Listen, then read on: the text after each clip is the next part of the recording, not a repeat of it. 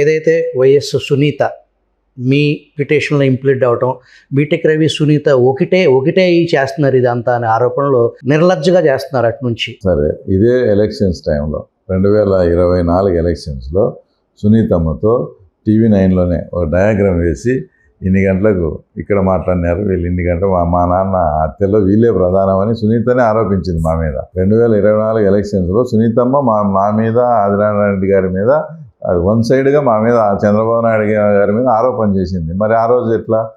ఆ రోజు ఆమెతో ఆ రకంగా వీళ్ళే అని అందరితో పాటు ఆమె నమ్మింది. తర్వాత పోను ఈ కాన్సిక్వెన్సెస్ అంతా చూసి ఇలా ప్రమేయం లేదని చెప్పి, ఆ తర్వాత వాళ్ళకి ప్రమేయమే ఉందని వాళ్ళకి అగెనిస్ట్గా వచ్చింది. లాస్ట్కు CBI కూడా అదే ప్రూఫ్ చేసింది.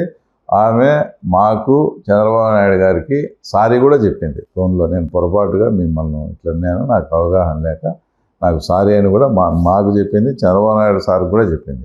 అంటే ఏంది విషయం? ఎప్పుడు ఇది వాళ్ళ గవర్నమెంట్ ఉండి జగన్మోహన్ రెడ్డి ముఖ్యమంత్రిగా ఉన్నప్పుడు జరిగినది ఇది.